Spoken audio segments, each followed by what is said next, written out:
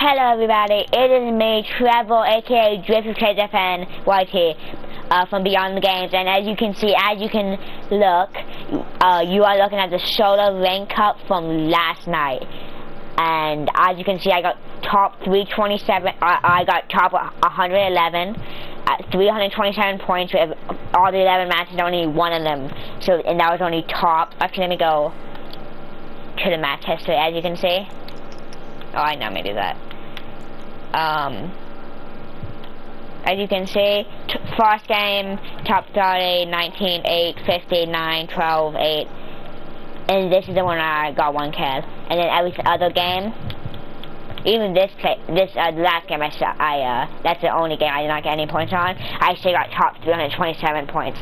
But anyways, so as you saw from the title, we are doing we are doing tips and tricks for your next tournament that you play. In this case, it is going to be the Supergirl tournament, which is happening tomorrow at 7 p.m. Eastern time.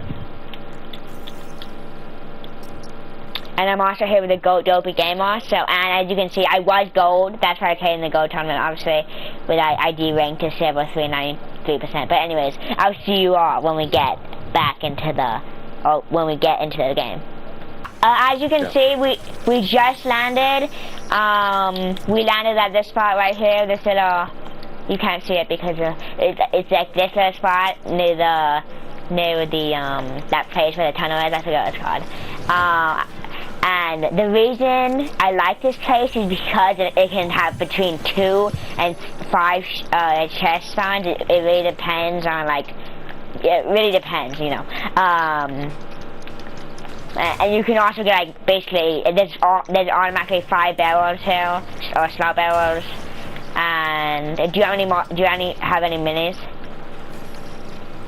I got you. Oh, thank you, GOAT. Anyways. Also, yeah, the slurp barrels are so peak here. Yeah, they all peak. That. Oh, my bad. You can have it, I don't care. Okay, man. I already have bandages. Nice, because you're a GOAT. It auto picked it up, because I already had one. Yeah.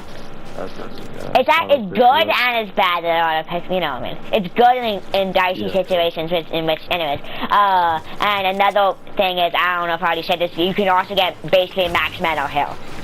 Especially in solos, and I think you actually can in duos too.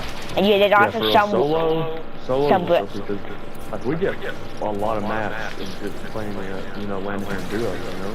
Yeah, I'm not gonna bet that. And that's 2 of us, you know? For solos. Yeah, and that actually brings us to our first tip, which is, say it with me, landing spots. Same, you said it with me, I know. Yeah, anyway. Yeah, that's landing spots. Yeah, so there's 2 factors in choosing your landing spot in ranked and in tournaments. Especially for duos. The first factor is there a good amount of loot? That's one. Like basically, it says usually if it's only like between 1 and 3 chests, usually I would not, me personally, land there. If there is between 2 and 3, 2 or 4, 2 or 5, stuff like that, instead of just automatically landing there, I would move to the second spot. The second factor. The second factor is if it's like a big POI. I cannot speak. There's on me. On the one. Oh no, Laura Croft. Okay, I mean he did. Rex I687. Well, anyways, I believe in you. So I believe in you. Actually, I'm gonna stop talking and let him cook. Who's trying to get a thunder pop? Third party. Hit him. GG. He was 47. Yeah. Let's see how much I lose, because I'm definitely losing. And the second I went down 24%. Wow. Anyways, the only reason I went down not as much as you, that was your lobby. Yeah. Anyways, as I was saying, if it's like a big POI, I would not recommend landing there because a lot of people, unless you know it, unless like you know where all the good chests is, how to like land the fast, stuff like that. But if it's like small POI, or like if it's unnamed, but if it's unnamed, then I would recommend going there, but not on the edge of the map. That's usually where I would not recommend going there, because that's usually where that brings us back to our first factor, which means that there's not really that much loot, and plus like most random, like depending on the bus path, if you know.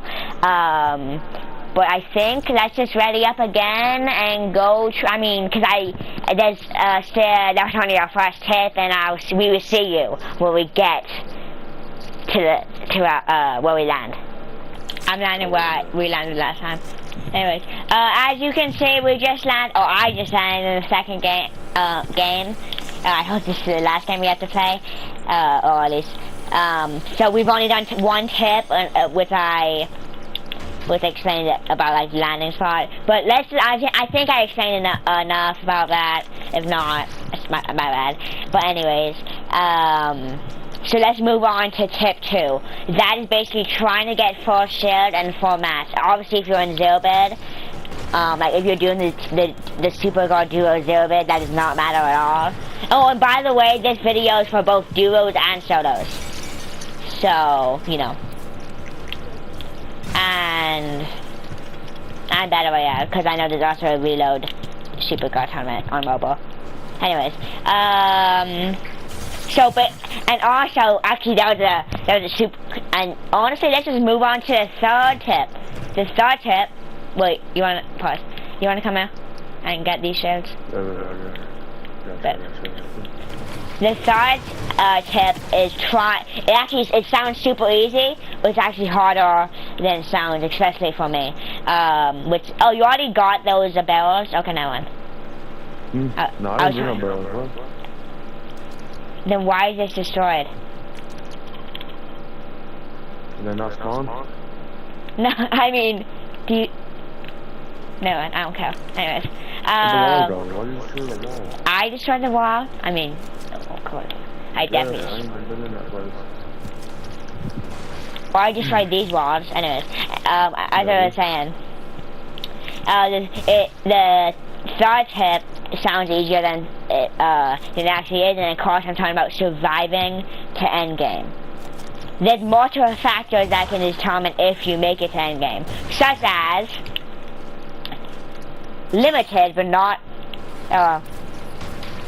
such as limited or not, by someone pushing you. Or someone pushing. No. I'm telling them reason. I know, that was just making a joke. I know. I was waiting for your reaction, so that's why I paused for a second. As I said, followed but not limited to someone pushing you. You died to either fall damage or storm, which I know from experience. I am a bot. Okay. But if you think you cannot make it, just survive in the hard, sweaty lobbies, especially in the higher point games. I would recommend doing a thing that Sweats have never heard of in their life: bush camping / storm camping. Well, Sweats have probably heard of that when I first started.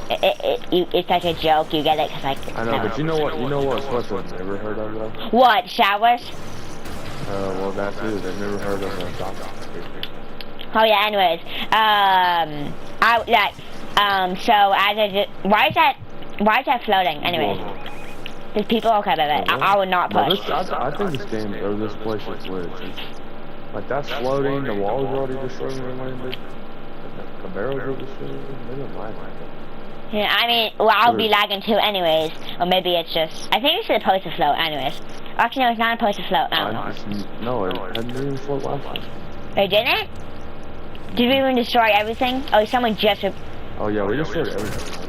I always destroy everything when I land here. As much okay, actually, and also, in case you're a W keyer, only W key. Only, are you listening to me? Only W key if you have an advantage. for example, if you beam somebody, or if you see somebody take fall damage and or / storm damage, then you can push. Only then. And in fact, you might even still lose that fight, but that's how you make sure that it is a possibility that you can win that fight. I have been headshot by a gray striker before. I know how it feels. We don't talk about that. Anyways, so I think it's time. Wait. I think it's time to move on to our fourth and final tip. Can I get a drum roll, please?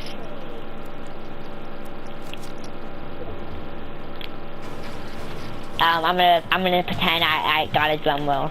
I said, can I get another drum roll, please? Did you get shot at? I didn't. Did you? There No. were people over there, and I snapped with it. That was not fun. No, I saw a bullet flying at you. Anyways, the fourth and final tip is to play for the win. It might seem like it's the same thing as playing to endgame, but it's completely different, especially in sweaty tournaments. Endgame can technically be considered 50 players. Even 60, I've seen 60 player lobbies. Endgames, like on Storm 7, there's still 60 people left, especially like scrims and stuff like that. Oh, and also, to practice, I would recommend either playing,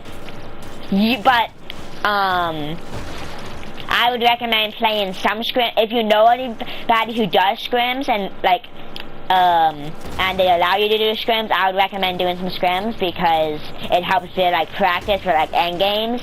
But what scrims don't help with is what's called mid games. And so mid games, wait, there people over there? Oh, I don't know you were them. Anyways, mid games can be